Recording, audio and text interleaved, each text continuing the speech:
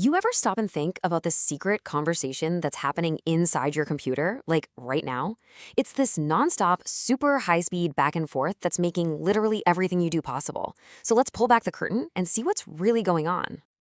I mean, really, you click a button and boom, something just happens. It feels like magic, right? But it's not. It's actually a perfectly timed, incredibly precise stance of information, a conversation that's happening billions of times a second.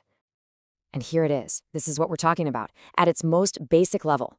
Over on the left, you've got the processor. That's the brain of the whole operation.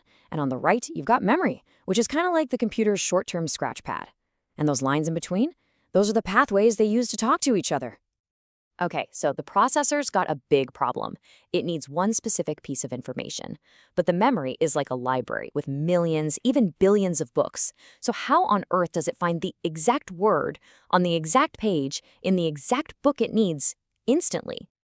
Well, to make sense of this, let's think about it like a huge postal service. Imagine the processor is this super busy office worker, and the memory is a gigantic warehouse just packed with information. To get anything done, you'd need a really, really good mail system, right? And any postal system that's worth its salt has key parts that make it all work. Inside our computer, that system is made up of a few very specialized messengers and routes.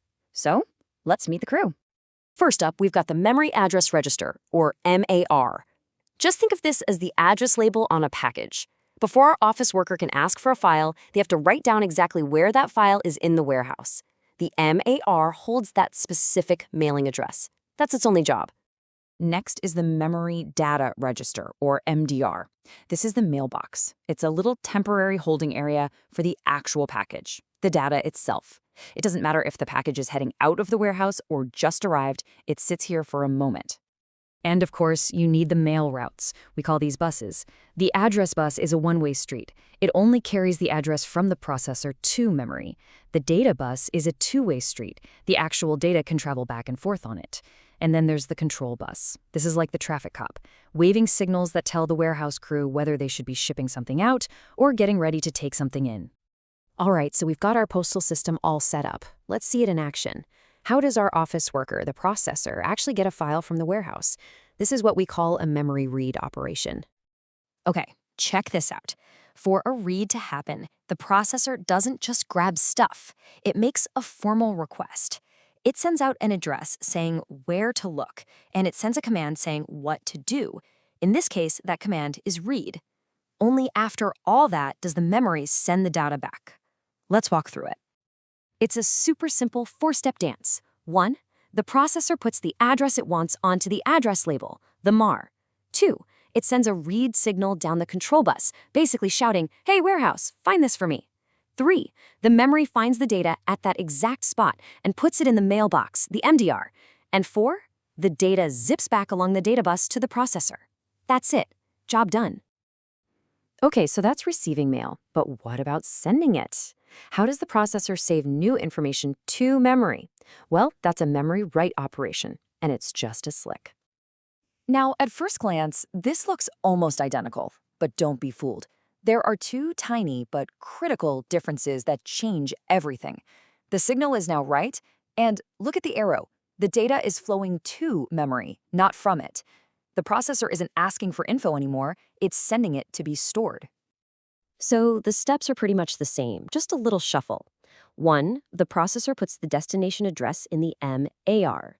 2, it puts the actual data it wants to send into the mailbox, the MDR. 3, it sends a write signal on the control bus saying, "Hey, warehouse, incoming package." And 4, the data travels from the mailbox and gets stored at that address in memory. Simple. So when you boil it all down, this whole secret conversation just hinges on two simple things. Which way is the data going, and what's the command? Is the processor asking to read, or is it ordering a write? And putting them side by side like this, this is where it gets really cool. You can see how elegant it is. On the left, a read command makes the data bus a one-way street coming in. On the right, a write command makes that exact same path a one-way street going out. The entire function of the system just flips based on that one little signal. That's brilliant design. Now, we've just walked through this step by step, which makes it feel kind of slow, right? Deliberate. But the reality of what's happening inside your machine, Well, it's anything but. This simple conversation, sending an address, giving a command, moving some data, it's not happening a few times. It's happening billions of times. Every single second. Every letter you type, every frame of a video you watch is the result of thousands, maybe millions, of these little read and write operations happening in the blink of an eye. And that's really the heart of it all. This simple, elegant system of addresses, data, and control signals, it's the absolute bedrock of all modern computing. It's the quiet, tireless, invisible conversation that makes everything else possible. So the next time you click something and it opens instantly, just take a second and remember the billions of tiny postal deliveries that just took place. And maybe ask yourself, what other secret conversations are happening under the hood that make all this incredible technology feel so effortless?